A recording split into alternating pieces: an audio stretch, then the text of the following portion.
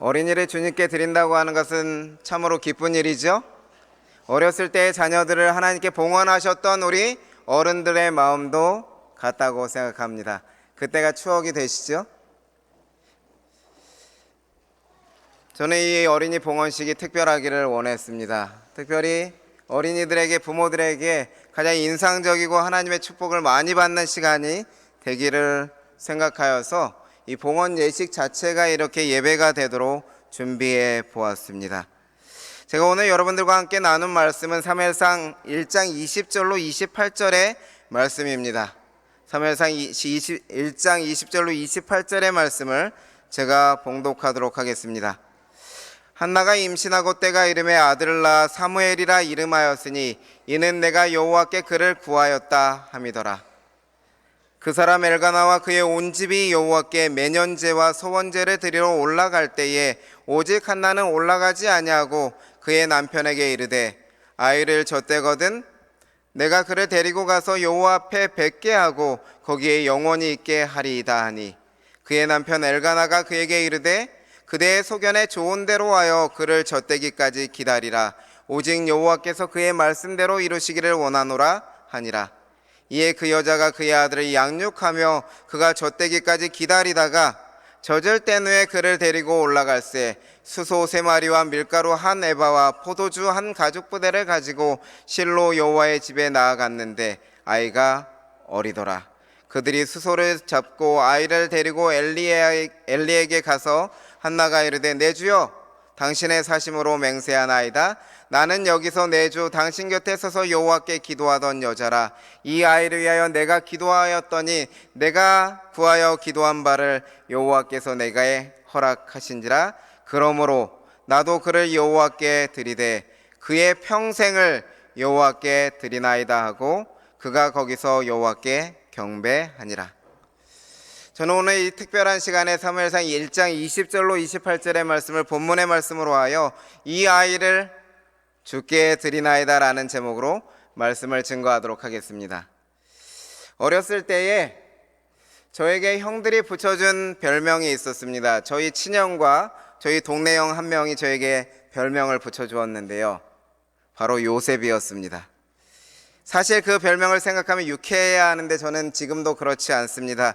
요셉이 얼마나 위대한 인물이고 좋은 사람입니까? 백성을 구원한 아주 멋진 인물이었죠. 그렇지만 형들이 저를 요셉이라고 구덩이에 빠쳐야 한다고 저를 묵구덩이, 부모님이 이렇게 파놓으셨던 묵구덩이에 저를 빠쳤어요. 그러니까 제가 키가 작으니까 그때도는 더 작았거든요. 중학교 갈 때 137 정도밖에 안 되었으니 매우 작은 키였겠죠. 초등학교에는 더 작았으니 그 아이를 빠친 것입니다. 그래서 요셉이라는 이름을, 그의 삶은 좋아하지만 이름은 그렇게 좋아하지 않는 것 같습니다. 그런데 저를 구덩이에 빠뜨렸던 형의 별명이 있었는데요, 무엇이었을까요? 바로 사무엘이었습니다. 지금 생각해 보니 자신의 별명과 맞지 않는 나쁜 행동을 했다는 것을 깨닫게 됩니다. 사무엘, 우리가 잘 아는 이름이죠. 어쩌면 여러분 가운데 어떤 분들은 자녀가 사무엘처럼 되기를 소망해 보신 분들도 계실 것입니다. 하나님의 말씀과 이상이 희귀하게 느껴지는 때에 말씀하옵소서 주의 종이 듣겠나이다 고백하며 하나님의 음성을 듣던 아이, 하나님께서 함께 하심으로 신앙 안에서 잘 자라난 청소년, 온 이스라엘이 하나님께서 세우신 선지자인 줄을 알 정도로 신실한 종으로 하나님의 나라의 일꾼으로 성장한 사무엘. 특별히 사무엘의 마지막 말이라는 제목이 붙은 사무엘상 12장에서 사무엘이 남긴 말은 하나님의 종들이 본받고 싶어하는 모습이지요. 나는 너희를 위하여 기도하기를 쉬는 죄를 여호와 앞에 결단코 범하지 아니하고 선하고 의로운 길을 너희에게 가르칠 것인즉. 진짜 이런 아이가 우리의 아이가 됐으면 좋겠죠. 너희는 여호와께서 너희를 위하여 행하신 그 큰 일을 생각하여 오직 그를 경외하며 너희의 마음을 다하여 진실이 섬기라. 사무엘 참 멋진 인물이지요. 이스라엘 백성들도 매우 존경했던 선지자이지요. 사무엘하 기록은 사무엘이 기름 부은 왕 다윗에 대한 기록으로 시작되기 때문에 사실은 사무엘이 죽은 후에 기록된 내용이라고 할 수 있습니다. 그런데 사무엘의 이름을 책의 명칭에 붙였죠. 사무엘하라고요. 어쩌면 그만큼 사무엘에 대한 존경심과 삶의 모델로 삼고 싶은 마음이 투영되어 있는 것이 아닌가 생각됩니다. 여러분은 어떠십니까? 여러분의 자녀들도, 여러분의 손자, 손녀들의 삶도 사무엘처럼 되기를 원하시나요? 아멘 소리가 작으신 것 같네요. 여러분의 손자, 손녀들이 하나님의 종 사무엘처럼 되기를 원하시나요? 사실 여러분, 원하지 않는 분이 어디 있겠습니까? 그런데 우리가 여기서 깊이 생각해야 할 부분이 있습니다. 제가 여러분에게 한 가지 질문을 드리겠습니다. 여러분, 사무엘의 부모는 자녀가 성공적인 삶을 살 것을 알았을까요? 사무엘이 그토록 위대한 선지자가 되어서 다윗에게도 기름 붓고 사울에게도 기름 붓는 아주 멋진 주님의 종이 될 줄 알고 있었을까요? 참 어리석은 질문이지요. 어떻게 사람이 미래를 알 수 있겠습니까? 한나는 사무엘의 미래를 전혀 알지 못했습니다. 자기의 삶의 한 치 앞도 보지 못하는 유한한 인간이 어떻게 우리 자식의 삶을 미리 볼 수 있겠습니까? 여러분, 그러니 여러분의 자녀의 미래를 함부로 판단하거나 단정하지 마시기 바랍니다. 자녀의 현재의 모습을 가지고 미래의 모습을 그리며 스트레스를 받고 힘들어하지 마십시오. 나의 눈에 보이는 현재의 모습이 아이의 미래를 결정하는 것이 아닙니다. 결정적 요소가 될 수 없어요. 하나님께서 아이를 어떻게 이끄실지, 그 삶에서 어떠한 계기를 주셔서 이 아이가 변화하고 하나님의 자녀로 성장해 나갈지 우리는 모르는 것입니다. 그런데 우리는 너무나 우리 아이의 현재의 상태를 바라보며 아이의 미래를 판단하곤 하죠. 평가하곤 하죠. 나의 자녀에게, 나의 손자녀에게 크고 비밀한 계획을 가지고 계실지 우리가 어찌 알겠습니까? 현재는 부족해 보이나 삶의 과정 중에서 만나는 하나님의 역사가 우리 아이들을 어떻게 성장시킬지, 그 나이가 언제가 될지 우리는 전혀 알지 못하는 것입니다. 어쩌면 이 자리에 앉아있는 여러분들이 그 증거이지요. 여러분들 가운데서 어려서부터 이렇게 교수님이 되시고 아주 멋진 하나님의 일꾼이 되실 것을 알고 자라오신 분들 계십니까? 계시지 않죠. 그렇지만 여러분들의 지금 삶은 어떠십니까? 매주 성전에 나오셔서 이렇게 하나님께 헌신하시는 여러분들의 모습을 보면 저는 매우 기쁩니다. 과거를 보고 현재의 삶을 보고 우리 자녀들의 미래를 속단하는 일을 그쳐야 할 것입니다. 여러 면에서 부족한 제가 목사로 부르심을 받고 여기 대학교에서 저를 가르쳐 주신 은사님들이 많이 계신 이 가운데서 설교하게 될지를 저는 평생에 생각해 본 적이 단 한 번도 없습니다. 그런데 이렇게 하나님께서 인도하셔서 이곳에서 말씀을 전하고 있지요. 여러분, 다시 한번 부탁드립니다. 여러분의 자녀, 손자, 손녀들의 삶을 성급하게 판단하지 마십시오. 우리는 아이의 미래를 알 수 없습니다. 그렇다면 우리는 무엇을 하면 될까요? 어떻게 하면 될까요? 한나처럼 하시면 됩니다. 자식의 미래를 알지 못했던 한나가 어떻게 행했는지를 알고 그 삶을 따라가면 됩니다. 오늘 본문의 말씀에 의하면 한나는 어떻게 행했습니까? 오늘 본문 사무엘상 1장 22절의 말씀은 한나의 행동에 관하여 다음과 같이 말합니다. 내가 그를 데리고 가서 여호와 앞에 뵙게 하고 거기에 영원히 있게 하리라. 한나는 사무엘을 하나님께 드리기로 결심한 것이지요. 한나는 모릅니다. 사무엘이 기도할 때마다 응답받는 기도의 사람이 될지, 위대한 선지자가 될지, 이스라엘의 초대왕 사울에게 기름 붓는 사람이 될지, 어디에서 무슨 일을 할지 한나는 알지 못합니다. 하지만 그의 마음은 확고합니다. 내가 그를 데리고 가서 여호와 앞에 뵙게 하고 거기에 영원히 있게 하겠다. 하나님께 드리겠다고 굳은 결심을 하는 것입니다. 여러분, 우리에게 이런 결심이 필요합니다. 아이의 미래를 내가 결정할 수는 없지만 아이를 하나님께 드리겠다고 하는 결심은 우리 자신이 해야 하는 일입니다.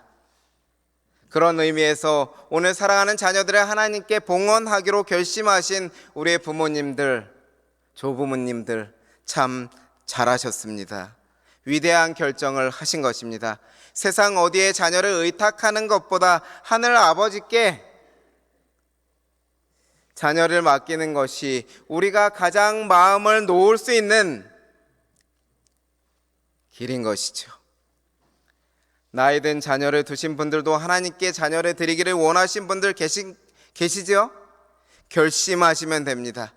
예수께서 어린 아이들을 부르시고 축복하실 때에 그때 장성한 아이들을 데리고 나와서 주께 축복을 받기를 간구한 사람들이 있었습니다. 이미 자녀들이 출가하거나 출타하여서 장성하였을지라도 여러분은 여러분의 자녀를 하나님께 드리기로 결심하실 수 있습니다. 거기서부터 시작하는 겁니다. 나의 자녀를 하나님께 드리겠다고요. 그런데 여러분, 한나는 어떻게 이런 결심을 할 수 있었을까요? 사무엘상 1장 27절과 28절의 말씀에 그 답이 나와 있습니다. 이 아이를 위하여 내가 기도하였더니 내가 구하여 기도한 바를 여호와께서 내게 허락하신지라. 그러므로 나도 그를 여호와께 드리되 그의 평상을 여호와께 드리나이다. 여러분, 한나가 하나님께 사무엘을 드리기로 결심하였던 이유가 무엇인지 발견하셨나요? 하나님께서 아들을 주셨다는 것을 인정하였기 때문입니다. 내가 가지고 있는 것이 하나님께 받은 것임을 분명히 인정하고 알고 있기 때문입니다. 사실 하나님께 자녀를 받은 사람은 한나만이 아니죠. 여러분의 자녀들 여러분 스스로 만들어내셨습니까? 생명을 주신 하나님께서 주신 것이지요. 그래서 시편 127편 3절은 분명히 말합니다. 보라, 자식들은 여호와의 기업이요 태의 열매는 그의 상급이로다. 하나님께서 선물로 주셨다는 사실을 인정하고 받아들이는 것. 하나님께서 자녀를 선물로 주셨다는 사실은 피조물 모두에게, 모든 인간에게 해당되는 것이지요. 창세기 1장 28절에 하나님의 창조 명령 가운데서 그 사실이 분명히 드러났습니다. 생육하고 번성하여 땅에 충만하라. 아담에게 주신 명령은 우리의 생명이 하나님께로부터 왔다는 것을 분명히 알려주는 것입니다. 성경의 가장 처음 책, 처음 장에 인간에 대한 역사를 시작하시면서 모든 인간의 생명은 하나님께로부터 온다는 것을 알도록 하나님께서 성경에 기록하셨다는 것은 대단히 큰 의미가 있는 것입니다. 여러분, 기억하십시다. 나의 자녀, 나의 손자녀들은 나의 자녀 같지만 실제로는 하나님께서 나에게 선물로 주신 하나님의 자녀라는 사실을 인정하십시다. 그리고 하나님의 자녀인 이 자녀를 누구에게요? 하나님께 돌려주시기로 결심하십시다. 사무엘의 미래를 알지 못한 한나는 자녀를 하나님께로 드리기를 결심하고 인정하고 하나님께서 주셨으니 하나님께 드리겠습니다. 이렇게 하였을 때에 그 다음에 그 결심 후에 무슨 일을 하였을까요? 무엇을 하였을까요? 이것도 우리에게 필요한 일이겠죠? 사무엘상 1장 23절에 보면 하나님께 드려지는 그 날까지 한나가 한 것은 무엇인가 하면 그의 아들을 양육하며 그가 젖되기까지 기다리는 일을 하였다고 성경은 기록하고 있습니다. 한나는 사무엘이 자신의 품 안에 있는 시간이 있었어요. 부모의 말과 행동의 영향력을 오로지 받을 수 있는 그 길지 않은 그 시간, 어쩌면 젖을 먹이는 시기를 타 지역보다는 조금 오래 가져서 훨씬 긴 약 3년의 기간 동안 젖을 먹이는 유대인들에게 있어서는 3년이라고 하는 그 소중한 시간을 허투루 보내지 않았다는 것이지요. 어쩌면 우리 대한민국 부모님들은 더욱 열성적이어서 우리 고등학교 때까지는 기를 쓰고 아이들을 손안에 넣고 떠나지 않게 하기 위해서 애를 쓰시고 계시는 것 제가 알고 있습니다. 한나는 자신이 그 아이를 데리고 있는 시간 동안 자녀를 자신의 품에서 떼어놓아야 할 시기, 자녀가 자신의 품을 떠나기 전에 양육에 역점을 두었는데요. 어떤 부분에 있어서 역점을 두었을까요? 여기 부조화선지자 572쪽에는 한나의 마음이 어디에 쏠려 있었는지를 다음과 같이 기록합니다.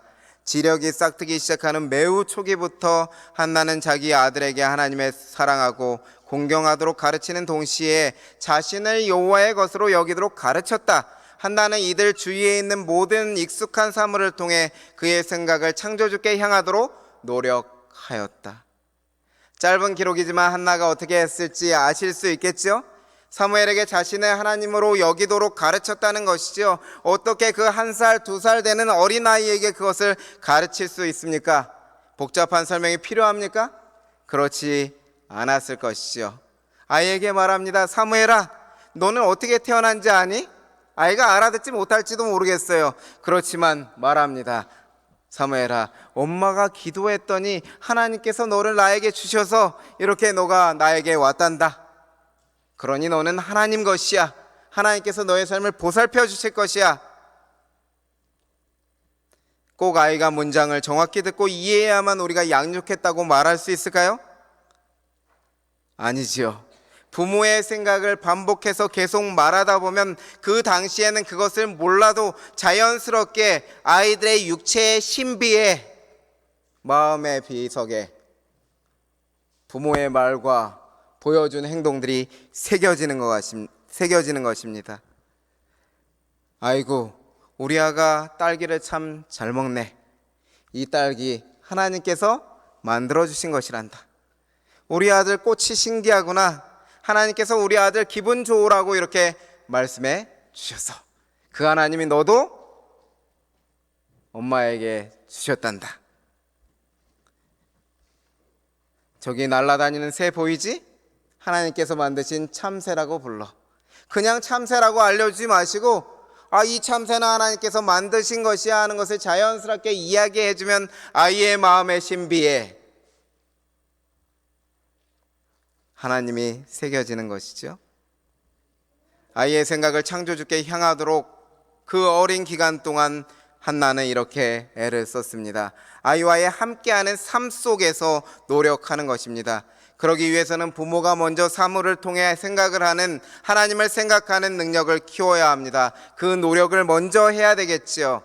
사랑하는 삼육대학교의 부모님들, 조부모님들, 그리고 함께 삼육대학교의 어린이들을 믿음 안에서 양육해 나가야 하는 모든 공동체원 여러분, 우리의 하는 말과 행동 하나하나가 다른 어떠한 양육의 주제보다 생각을 하나님께 향하는 노력을 첫째가 되게 하십시다. 물론 한글도 가르치셔야 하고 영어도 가르치셔야 하겠죠. 하지만 그러한 교육 가운데에서도 생각을 하나님께 향할 수 있도록 창의적인 생각을 해보시기 바랍니다.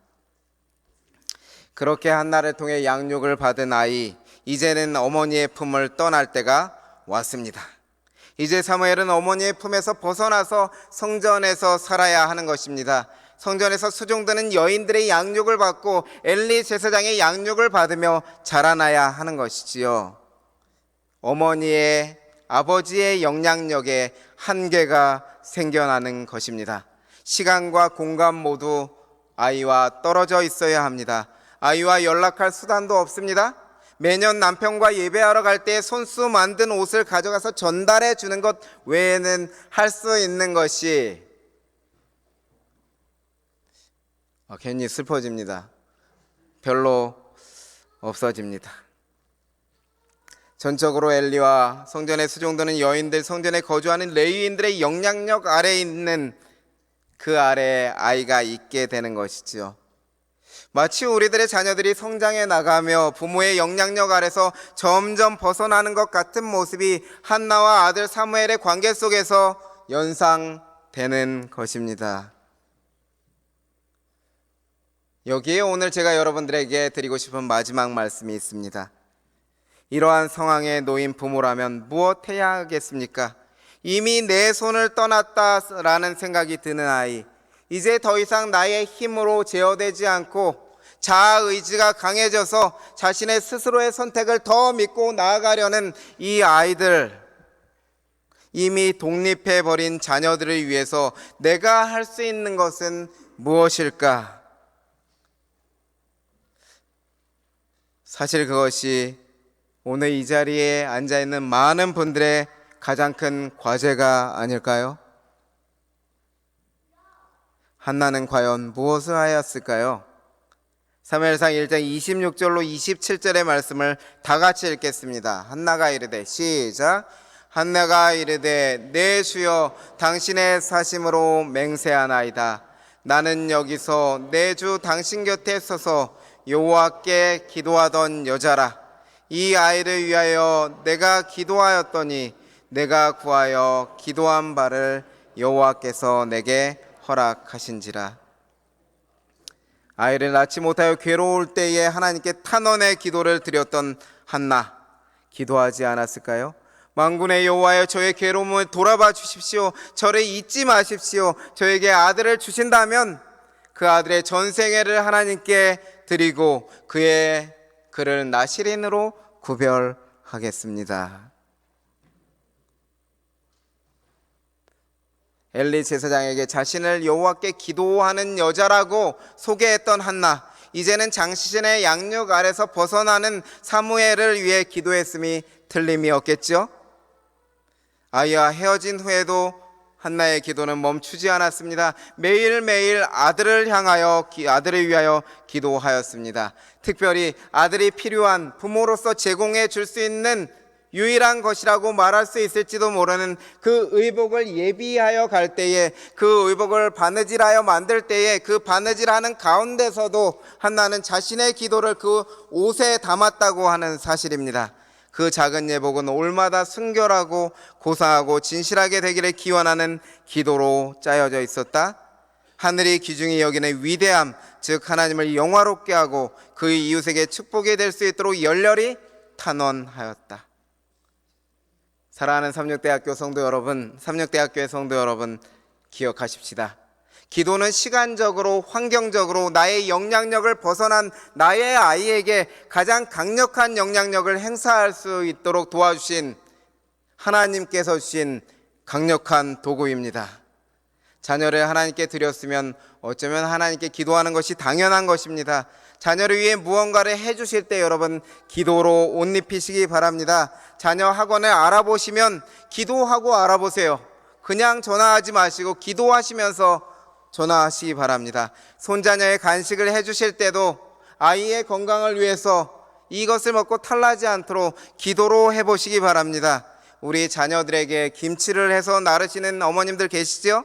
우리 자녀에게 김치를 해주실 때, 반찬을 만들어 주실 때에 여러분의 나이 때에 우리의 자녀에게 공급해 줄 그 필요를 제공하고자 하는 그 것들을 할 때에 여러분 무엇을 담으시라고요? 그 가운데 기도가 함께 하도록 하십시오. 무언가를 할 때에 우리 삼육대학교의 성도들의 행동은 기도가 담긴 행동이면 좋겠습니다. 무엇보다 자녀 손의 삶이 하나님을 영화롭게 하고 이웃에게 축복이 될 수 있도록 여러분 열렬히 탄원하도록 하십시다. 그의 평생을 여호와께 드리나이다 고백하며 우리의 삶에 우리는 기도를 담아야 합니다. 자녀의 삶을 위하여 우리가 하는 모든 일에 기도가 함께하도록 힘써야 합니다. 내가 자녀에게 줄 수 있는 것들의 기도와 소망을 함께 담아 전달해야 합니다. 모두 따라하시기 바랍니다. 이 아이를 주께 드리나이다. 이 아이를 주께 드리나이다. 어린아이, 성인이 되어서도 자녀들은 여전히 나의 자녀이지요. 여러분, 오늘 이 아침에 우리 모두 결심하시지 않겠습니까? 우리 자녀 손에 평생의 삶을 하나님께 드리겠다고 고백하지 않으시겠습니까? 하나님께서 그렇게 고백하실 때에 여러분의 기도를 들으시고 그 삶을 인도하실 것입니다. 가정의 달 5월을 맞이하여 저는 삼육대학교의 모든 가족 구성원의 평생의 삶이 여호와께 드려지기를 기원합니다. 그러한 여러분들을 하나님께서 인도하시고 여러분들은 하나님의 인도하심을 깨달음으로 기뻐하는 삶이 되실 것입니다. 모두 자녀를 위하여 기도하기를 원하시는 부모님들, 조부모님들께서는 자리에서 일어나서 우리 난 알겠네 주 인도하심을, 하나님의 인도하심을 소망하는 찬미를 함께 부르시도록 하겠습니다.